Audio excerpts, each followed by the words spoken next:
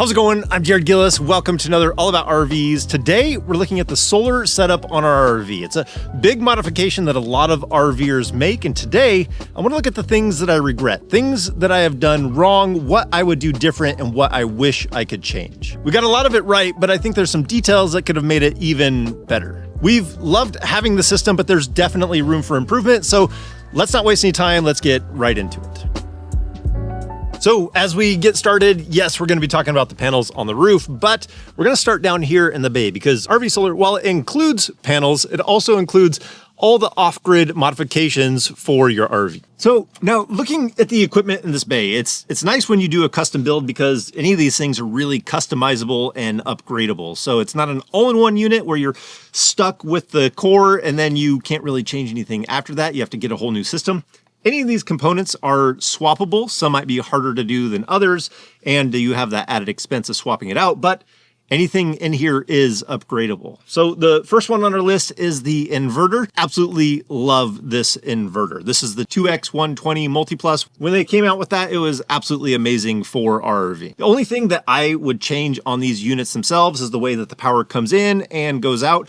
Those connectors, if you install it right, it will work and it will be fine. But if you don't use ferrules and insert enough of that wire in there, there can be problems. But if installed properly, they're going to work great. I would prefer to have a terminal that you can torque down a screw to make that connection, but that's just me. Now, if they came out with a version that was 24 volt with a 5000 VA, then that would be the one that I would be going with. They make that in the 2X120, hands down, I'm going with that. Now, if we slide over to the charge controllers, that's where I have a little bit of regret. Because solar panels have gotten cheaper and cheaper, it'd be easy to add more solar panels on the RV, but I'm limited by our charge controllers. I can swap those out, but these are already upgrades of upgrades. The thing that I wish that I could change is I wish I would have oversized the controller that I bought. I thought I was doing that a little bit, but I wish I would have gone with the 70 amp rather than the 45 and the 50. So this is 150 volts and 70 amps. With this,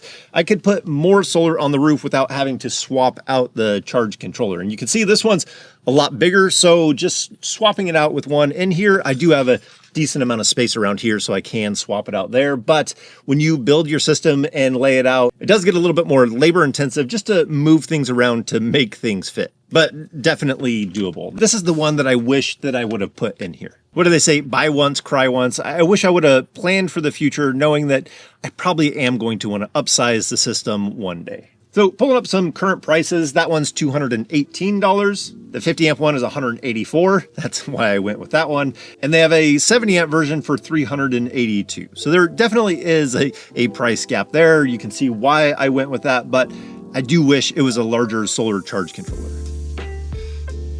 So now the other piece of equipment that we weren't 100% satisfied with in here was our DC to DC charger. It was just too small. It was a 20 amp unit, and so it wasn't giving us a whole lot of benefit. So right now we have it pulled out, so we don't have any DC to DC charger on the RV. We were able to repurpose that DC to DC charger. We ended up putting it on a friend's RV. It was kind of a neat little application. Is what we did is he was upgrading his batteries to a new battery system. We couldn't mix the two battery banks together. So what we did is we put the DC charger on his old battery bank, and he's able to use it as like bonus capacity when they're out there boondocking. He can just flip a switch and have that DC charger charge his main batteries. So if you're interested in that little project, put a comment down below and just let me know you'd like more information, and I'll see about doing a video on that. But on this idea of checking up on things, I wanted to check on something that I set up earlier this summer, which is Incogni, today's sponsor. Incogni is a great service that helps stop scammers and thieves by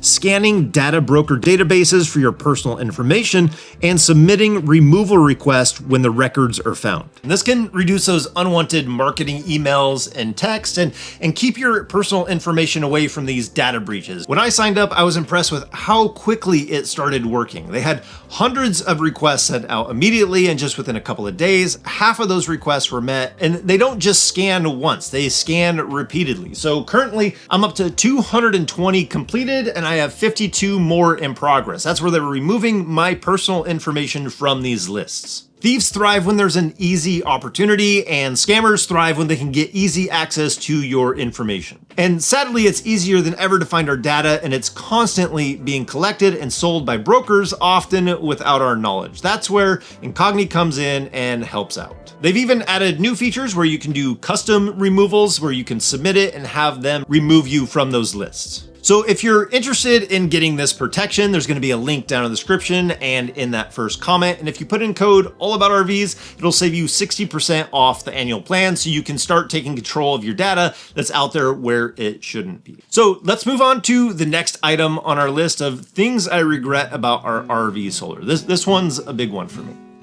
This one is going to be the panels themselves. The panels that we have on our RV currently are from our original setup that we had on our old RV many years ago. And they've kind of moved with us, moved throughout the different systems, and it's what we still have. My complaint with them is the size and what is available now. But some of this technology has come to where we have more efficiency, takes up less space, and more can be packed into a smaller size. So this is a 200-watt panel, and I think this is a great size for RVing. What we have on our RV is 100-watt panels. So I like the idea of going with a slightly bigger panel like this. If I could go even larger, I would, but we don't have a massive amount of open areas on the roof of the RV, and this is still small enough that it can kind of fit around the other fixtures up there on the roof of the RV and give us more than the 100-watt panels that we have up there. I think there's a section where we have about 400 watts of solar, and I think we could actually probably fit in that same area almost 600 watts. But I wish when we went with this RV, we would have gone with a larger solar panel and just left the other ones on the old RV. That said, the price of solar panels have definitely come down, and there's more features packed into them. Like I said, this is a bifacial solar panel. They have solar panels that are even better for shading. So if you're always parked in a pretty shaded area, you have options out there to really work well in those situations. But the other thing that I regret about our solar panels is the way that they are mounted. We went with the typical bracket that you see just about everywhere. So let me show you what I don't like about it. So let me give you the good and the bad. So first, the good, they're really inexpensive and they're really easy to install. You put a sealant underneath it, you cover it with lap sealant, and you're done. That's the good. The bad part is you can't pull this panel back up unless you're willing to break the seal on this. You can't get to that nut and bolt that's underneath there holding the solar panel to the bracket. So once you set it, you're done. So if I need to swap out this panel, or I want to clean underneath it, or more importantly, if I want to check the seal on the back side of this in order to clean it and refresh that seal, I can't get to it. So there are a few options out there. One thing that I did do is I made my own bracket a few years ago for the panels that we put on kind of after this first go round. Let me slide down and show you what I did with those. So there was a set of brackets that came with these panels when I got them, and so I bought a second set. What I did is I cut the bottom off of one and cut the top off of the other. So that way I have these screws on here now so that if I wanted to remove these screws, I could remove this panel. It's not as nice as some of the other options that are out there, and it was a considerable amount of work actually cutting through each of the brackets. It took a considerable amount of time, and trying to make sure that I didn't have any sharp edges so I didn't puncture or ruin anything up here, and it's not quite as elegant, but hey, it works to where I can remove these panels, seal underneath it, clean underneath it, do whatever I need to, replace one of these panels without having to break the seal on the roof. So it worked for that, but let's look at the other options that are out there that are already made to do this same thing straight out of the box. So the first option that we have here is a bracket for a curved roof mount on an RV. So we have a two-part system. This is going to mount to the solar panel.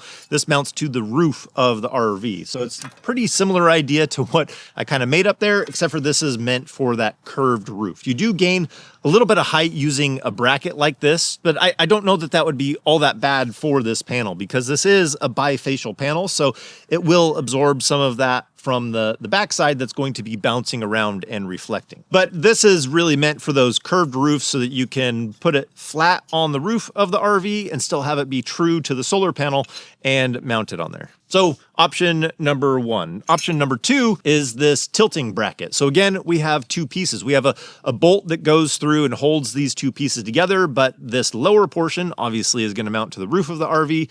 and this top portion mounts to the solar panel. So if I needed to remove that panel or replace it or do some maintenance underneath it, I remove this bolt in 4 of the brackets, and then I can remove that panel altogether. If I wanted to just be able to tilt it up, I just remove 2 on one side and tilt it up, do whatever I needed to underneath it, tilt it back down and put the bolt back through. This one is probably my preference, even though it again adds a little bit of height compared to the other one that was on there. I do think that this would be easier to be able to remove rather than trying to get to a bolt that's on the back side of it to be able to remove it. This would be pretty simple to do. Not that you have to do that all the time, but it's nice when it's easier access. And I do imagine that you can make this more of a slimmer option by lowering it about 3/4, maybe even an inch, but you'd have to drill a new hole, cut part of the bracket off. I don't know why I always want to modify everything, but I imagine you could do that if you wanted to lower that bracket. The other thing you could do is have tracks up there, and that would make it really easy to be able to change what types of panels you had up there. I mean, you'd still kind of be locked in because you want it to be where the mounting is meant to be on these solar panels. So you are still kind of locked in there, and you might have to alter things.